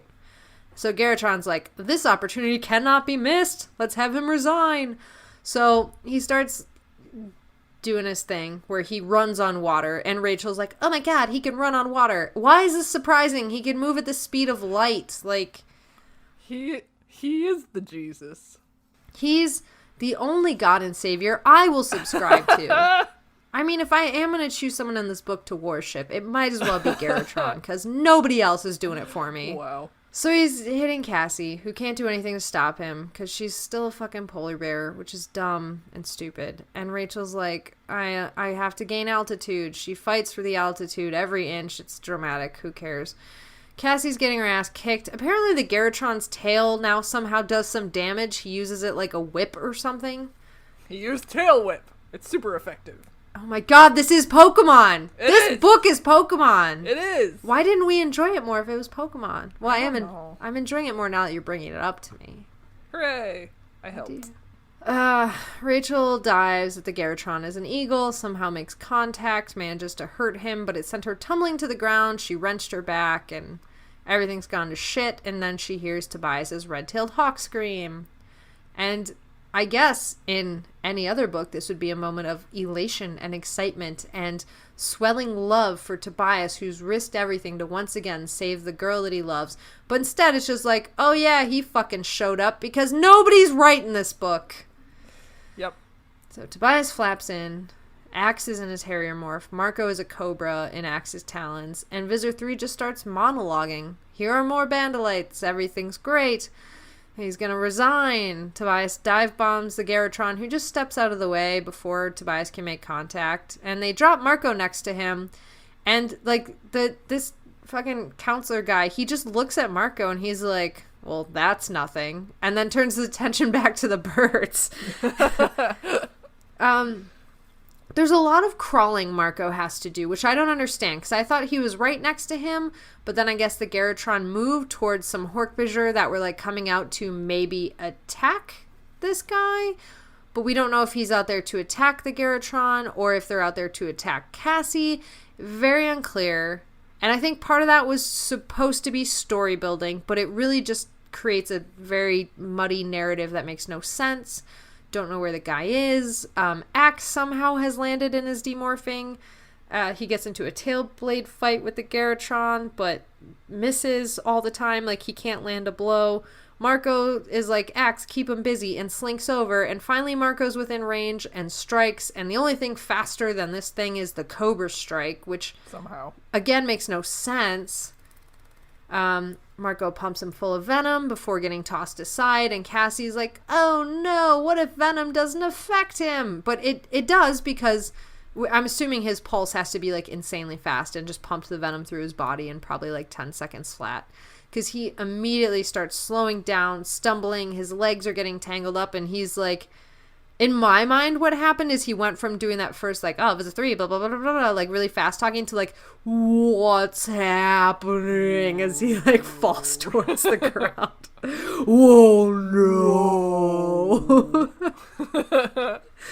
So that's what I imagine. And all the hork-bajir that have come out and encircled them, like, freeze. They're like, oh, fuck, this has gone weird. And Rachel's like, Cassie, get into the Yerk pool, demorph, remorph to seagull or something, and let's get out of here. I am sorry. Get into the jet engine fuel pit behind you that's on fire? I am sorry. What? Hi, Rachel. Let's check in. It's on fire. There's jet engine fuel. You know that's bad, right? Oh. You know you can't touch it, right? Maybe the author forgot that it was on fire. That you can't touch jet engine fuel? Yeah. Oh. It's not on fire anymore. Okay, so let's say that's all hunky-dory. There's Yerks in there! Yeah. There's so many reasons to not jump in the pool, but Cassie just jumps on in, starts demorphing. Who gives a shit? Also, the only one paying attention to them right now is Visor 3. He's looking at all of them. Everybody else is distracted. Their greatest fucking enemy is watching their every move. Luckily, he's too busy fucking monologuing to take note. So he's like, oh no, they're getting away. Garrotron, you better stop them. Oh, counselor, you better stop them. Oh no. And then it's like, it's clear he's dying. And he's like, oh, I'll give the Council of 13 my condolences. I'm so sorry you had to die. What a bummer. The Animorphs take this moment to get out of there. But the Yeerk could leave the head? So many things could happen. Kaycie, so many things. There's... Kaycie. Yeah. So many things. Yeah. So many things could have happened. But this is what they wrote. This is what they sat down and said, well, this is acceptable work. What have you done to our children? I don't know. Do you want to do the ending? Because we're in the last chapter. I don't even fucking remember the ending. Oh, well, let me tell you, because it's goddamn delightful. So they get out of there. They're just out. It's fine. They're at home. Whatever. Rachel wanted to go to the funeral of the guy that died. Remember him? The guy that died? The old guy? Yeah. On a news report, his literal daughter said to the news he could have gone at any time. So they weren't that sad. Which they call out in the book. Yeah, they weren't that sad. He had a heart condition, could have died any time. Rachel's like, I wish I could have gone to the funeral, but they flew him across the country back to whatever his town was. Says it in an accusatory tone. There's no fucking emotional stakes in this bullshit. Nothing. Ugh. But it gets weirder. She gets the phone number of the kid that was in the studio the day he watched his grandpa die, the grandson, calls the house, the mom answers, and she's like, listen, I was in the studio when the grandpa died. It really affected me. I want to talk to your kid.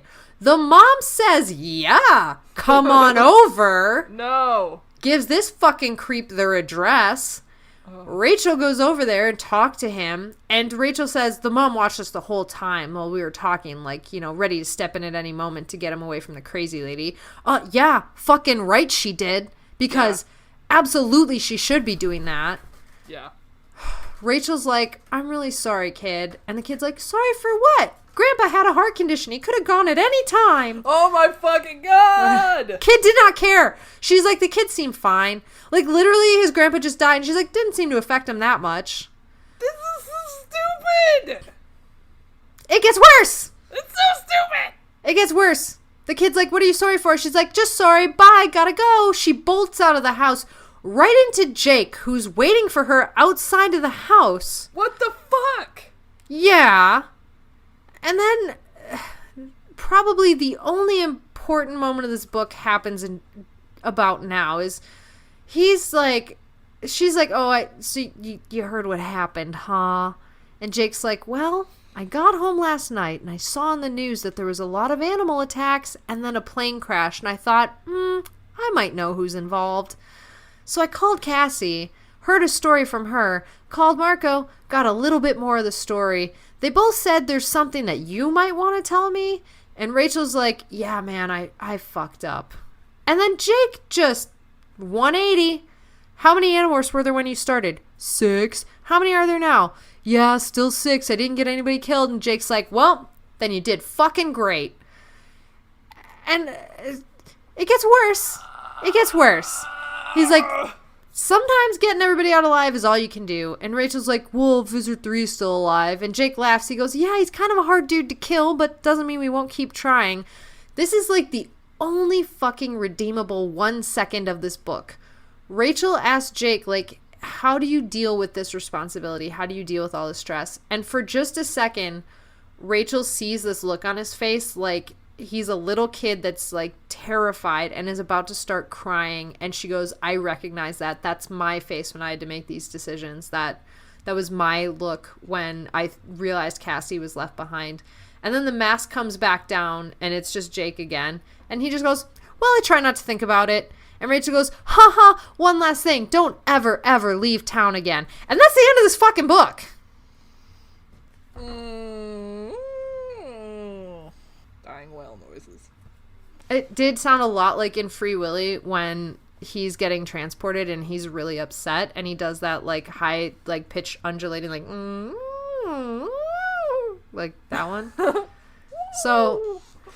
So anyways, we could talk about Free Willy now since we brought that up instead of this but we talked fucking about book in the last episode. Oh yeah. Oh, update on those orcas. They have been tracking a few, and there's a couple that are still moving around in the right territories. They haven't observed them eating yet, but the one named Alexandra actually has been observed doing her natural things in the natural areas and hunting and successfully getting food and eating. So at least one of the orcas is doing well. Hooray, that's great. That is great. Unlike this book, which was a pile of shit. It wasn't great. No, Worst book we've read so far? I think so. By a mile. By a fucking country mile. My only other book that I really kind of actively disliked, and it was also because I felt like a lot of the characters were out of character, was The Extreme. Yeah. But this, like, absolutely went below it by a very long shot. Like, yeah. The Extreme was not so bad in comparison to this. No, and like The Extreme wasn't great, and we didn't feel like the characters matched up, and we had some problems with it, but like there was some good shit in there. Like there was some good shit in there. I forgot his name, but I loved the NPC character. Oh, Stoner Steve or whatever. Stoner Steve. I can't remember his name. He had like a canoe and he was friends with the bear. I don't know. Exactly. That guy, he was awesome. He was the great. Fucking massacre of the fucking shark dudes was great. The street sharks. Yeah. Like, there was some good shit in there. There was. There absolutely was. And even the characters were like, well, they're out of character. And we're like, oh no, they said like 2 things wrong. This book was like, well, we've never met these children before. It's like, you took them out of character and then you made an entire sort of plot around it that doesn't make sense.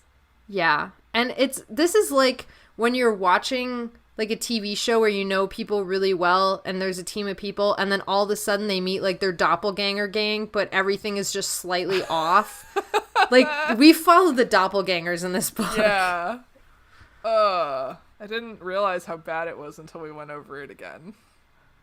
Yeah, I kept telling myself, I'm like, don't be a dick. Like, just try to, like, accept it. Try to be okay with it. And then, like, I just can't. Like, I just feel really passionately about these characters. And I have for a very long time. And when like, as I said, I can accept ghostwriters, I can accept a lot of shit, but do it fucking justice. Don't do this level of shit that you just posted here. Like, what the fuck? I'm wondering if the point you brought up about having, like, a really intense time crunch is the reason. I'm hoping it is. So. I would be willing to be much more forgiving if it were the reason. It kind of feels like it was done in a hurry. Yeah. 128 pages, close enough. Send it to print.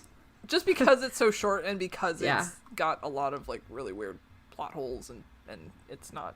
It feels like a first draft to me. But yes, yeah, not super great. No, and she doesn't come back because I would 100% be willing to give her another shot. Because especially after Jeffrey redeemed himself so amazingly, like a Chilean miner rising from the ashes. So I would be willing to give her another shot, but I don't see her in the list for ever again, which, you know, maybe isn't a bad thing. So anyways, I'm upset. Yep. This book, spoilers, will be my least favorite book in the next run that we do. Okay. It's like, on the upside, this book you could technically consider it to be not canon since it felt like it was just kind of a one-off adventure. Sure. Like, it there's nothing major that happens in the overall plot area. Right. So, just pretend it didn't happen. maybe. The merits of this book. Let me spin and see what I can do to put a band-aid on this steaming, festering boil that's about to explode. So I think that it was a really interesting concept to explore what if Rachel was the leader of the Animorphs, because with Marco, it would have been a slow burn, really subtle book. And I love the idea that if Rachel had the chance to take over, she would lead this series of guerrilla attacks to make it guerrilla attacks to make it like seem like there was a huge force, and like this plan is pretty good. Like it's not bad at all. The problem is this is a character-driven series. Our whole thing is, what do we love about these characters? What do we think about their interactions? How are they growing? How are they developing in this war? And that is what keeps bringing us back to this series. Even like when I've been talking to people about, stuff everywhere, it's the conversation always seems to be like, what about the character in this situation? What about the character in this situation? Like I would argue most of the fan base that's still here, still loving these books, is here because they love these kids. Mm-hmm. So despite the fact that the plot itself isn't bad, we've seen much more ridiculous plots and we've accepted it and we've enjoyed it. Like a planet full of goddamn what's-her-face, Fran Drescher aliens, we're like, haha, yeah. This is an actual decent, like, really interesting plot, but the characters are done so poorly that it's just broken it. And I would love to sit down and have a discussion about Rachel as a leader and how she handled it and where she broke. And I think that that's a really worthwhile conversation to have. Yeah. So that's my rant about this book. The plot, I had like one prediction about the plot. Mm-hmm. And that was the fact that it was kind of a series of attacks. I thought maybe somebody would have caught wise that that's not how the Bandolites usually act, and then they would have somehow like, and then that would have tied back into like, oh, Rachel's the leader now, but she's not acting like how Jake would have acted, and that's what got them caught or something. I don't know. It had promise, but it just ultimately didn't work. Yeah. It had promise is a great way to put it, because in the hands of a better steward of the series, or with more time, whatever. I hope it was a time crunch thing, but like in the hands of someone who could have really played this out, this would have been one of those hard-hitting books that we would have had a lot of references back to throughout the series, and it could have created long-lasting tensions that we would see playing out over time between Jake and Rachel, with Rachel having been temporary leader and maybe wanting to assert some of that when she thinks Jake isn't making the perfect call, or like Marco, kind of falling back into like a submissive role to Rachel because he did defer to her, and maybe X having some loyalty confusion, or at least like, he's completely loyal to Jake then and doubles down on that whenever anybody kind of starts deferring to Rachel. Like, there could have been so many cool things that came out of this book, and then there was nothing. And the ending could have been such a perfect note of Jake being disappointed in her, but letting the crushing weight of leadership teach her the lesson that she can't pull this shit with him. And I feel like that's what they were supposed to do at the end. Like, that's what we were supposed to feel. Yeah. But it doesn't play out that way. Yeah, like, it should have been, like, the family of the guy that died was devastated, and she felt the weight of that responsibility. And Jake would have come down harder on her and said, like, you will never be the leader again, or something. Yeah, something like that. Or even if he hadn't have said that, but, like, when she was going through this whole, like, how do you do it kind of a thing, he could even say, so you want to take on leadership responsibilities? And she could have been the one that said, I can't handle this. I don't know how you handle it. Yeah. I'm sorry. Yeah, like, she would have learned a lesson. Yeah. Like, I feel like she didn't learn a lesson. I mean, she kind of did, I guess, but we don't really feel through. Yeah. No, Like- she's not remorseful. And I think getting Cassie captured is a really nice callback to when Jake was just starting out as leader and Tobias got captured on that first mission. Mm-hmm. I mean, not captured, but like, trapped, Well, basically. Left behind. That could have been a really, really nice comparison. But in thinking back to that scene, I don't know how that happened. Like, Rachel was, like, kind of sort of dying. Yeah. And she looked around, she checked to make sure everyone was gone, and then left. If she had made a mistake and, like, not checked and just, like, bailed out of there, then I think it would have been more impactful because it would have been a reminder, like, oh, always check your people. Right. But the fact that she did check her people, but Cassie was still gone, and Yeah. apparently nobody else saw her get taken, just doesn't make sense to me. Well, okay, so that's the other thing. The rest of the team was already staring at her like they knew what happened when she got back. Yeah, that So- was weird. Why did no one call it out? Yeah. You're right though. That would have been such an amazing moment because after that book, after the very first book, the next 6, 7 books, Jake was always like, check your people, don't leave your people, don't leave don't leave anyone behind. So to have Rachel make that same mistake on the first one, that could have been a really good segue in that ending chapter where they had that heart to heart over it. And that was oh my God. See that, this could have been such a good book. Yeah.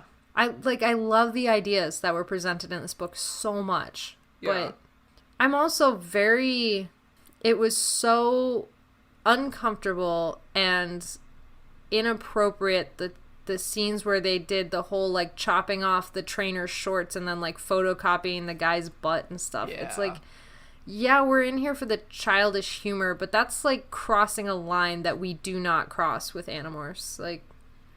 Yeah. That's not right. Yeah, and it got to be way too much. Mm-hmm. You've already had 5 chapters of goofs. Mm-hmm. And then you put this really mean, gross shit on top of it. There's no reason to. It was another one of those moments where it felt very condescending. It's oh, kids like this, right? And it's no, I'm sorry. We just watched one of our very good friends and children that we love be tortured 5 books ago. Can you not photocopy a butt? Thank you. Yeah. God, what a weird sentence that was. Yeah, I don't know. Yeah. I mean, I do know. I do know that I do not enjoy this book, and I adore Rachel, and nothing can ever take Rachel away from me because I refuse to accept that this was a version of Rachel. And I'll accept aggression, and I'll accept snapping at people under times of duress and when you're getting stressed, and I could see her being really mean like this at the end of the leadership role. Yeah. But the fact that it came out of nowhere, it started immediately, and there was also that weird dialogue in her head that she had going on the whole time, those weird speeches. It was just not her at all. Yeah. So. Well, shall we rate the characters? Yeah, sure. What did you think of Jake in all 2 sentences he was here? Oh, fuck. I don't even want to rate characters because they all sucked. Yeah, they did all suck. They all get 2s and 1s. I was gonna give Jake a 3 because he really wasn't in this book, and then when he was, he had that one moment of horror, the one redeeming moment that I thought was in this book. He had it. I guess. Okay. So he gets a 3, a middling, pitiful, safe 3. Rachel. No. Just she gets a no. That's my rating. No. I'm down to rate her no. Yeah. I will agree and second your no. I'm gonna put that in the spreadsheet that we have. Just good. No. Put it in the spreadsheet. No. Much like Marco, I stamp out after this Rachel and just say no. Ugh. Yep. Okay. What do we think about Tobias? Oh. No. Also sorry. a no. He wasn't that bad. He was just very passive aggressive and bitchy and weird, and I hated it. Yeah, and God, I agree, and I also hate that he got beat up on. Because fucking why? Yeah. God. I don't know. 2.5? Yeah, 2. Okay, I'm giving him the half because guilt. It's a guilt half. What about Axe? He offended me the least, I think, of a lot of the characters. Like, him and Marco offended me the least. I'm the least affronted. Marco usually offends me the most. Yeah, so, hey. Bad jokes. Okay. Turn it on its head. I will give Axe a... Yeah, I'll give him a 4, because I love him. I'm giving him a 3, because, God, fuck. I don't know. Just didn't enjoy it. Oh. Didn't enjoy this book, so... Yep. Axe gets a 3. Axe probably gets the highest rating from me. Yeah. Marco... He did fly that plane pretty good. Marco seemed to be the most in character, though, to be fair. Yeah, I would agree with that. That Marco is probably the only one that I would not have immediately pegged as being weird. Is Marco... Do you think Marco's probably one of the easier characters to write? I mean, maybe. He's supposed to be, like, the character version of Applegate's husband, Michael Grant. Mm-hmm. So, I don't know. I feel like maybe if you knew him and, like, kind of knew how he was, it would be easier to be like, oh, Marco would do this, blah, blah, blah. But, like, I don't know. Maybe. Okay, here's what I think. If I were a ghostwriter, I feel like Marco would be easier to write in any other character's books but his own. Because in his own book, he is so complex. Yeah, that's true. So that is true. That's right. Because you can do that whole, like, oh, he's planning point A to B, and, like, so he's able to jump to that conclusion, you don't have to explain how. So, yeah, like, that's true. On the surface, usually, if he's not a major player in the book, he's, like, funny, analytical, and, oh my god, this is insane! Like, that's pretty much the 3 facets that he shows when he's not a major player character in another character's book. Yeah. Yeah, so maybe he would be, and maybe Jake in other books too, since he's kind of like mysterious and quiet for the most part. Yeah. But of course, we can't say anything about Jake because he wasn't in this book. Yeah. Oh God, what do we think about Cassie? She had some good lines. I don't know, 3. She wasn't. She wasn't like even in this book enough. Even though she had a few good lines, it like wasn't even enough to like establish her as a character in my mind. Yeah. 3 for me. Yeah, I'll give her a 3 as well. Okay, and then Marco. I'll give Marco a 4. I'll give Marco a 4 as well. Well, we did it. Yay. Huzzah. This book is over. Any thoughts that we missed? Nope. Just... Okay. Just... Bleh. Bring me a moment of joy. Tell me about your comic book, please. Oh, wait. Aren't we gonna do the thing? We will skip to it after because I'm out of order and I just need something to look forward to Okay. and I just want it to be your comic. If you want to read something that I think has better writing than this book, you can check out my comic that I write and draw. It is called B-Side You. You can check it out at bsideyoucomic.com. Please go read it. Please go read it. It's so much better than this book. Okay. Thank you. I needed that moment of joy so that I could finally tell the people that if they want to email me, please do so at anonymousanimorphs@gmail.com. If you want to reach out to us on Facebook, it's facebook.com, and you can search for our main group at Animorphs Anonymous or go to our super secret, super awesome group, which is facebook.com/group/Animorphs Anonymous. Or you can find this on Instaslam, where you can see all the shitty images I make, and that is at Animorphs Anonymous. Or you can tweet at us at AnimorphsAnon. If you want to find our podcast and another site. I don't know why I sang that. I love it. I think this is 2 weeks in a row that you've started to sing it, and I'm really into it. Okay, I'll switch it up every time. Perfect. We are on Google Play, Pocket Cast, Stitcher, Podcast Republic, Spotify, iTunes, maybe? Still? Yeah, we're still on iTunes. All right. I don't know when iTunes is dying. It's supposed to be I don't dying. know. Leave us a review so that we can enjoy iTunes burning down with at least more stars. That's it. That's it. Let's go ahead and leave here like as quickly and abruptly as Rachel left the house of the small child she decided to harass over his dead grandpa. I thought you were going to say, like, as fast as a cheetah or something, but that's much better. Oh, sorry, that would have been better actually. No. But nope, here we are. As fast as Rachel blew out of that dead grandpa child house. The dead grandpa child house. New band name, I call it. Okay, it's all yours. Okay, bye-bye. Okay, bye.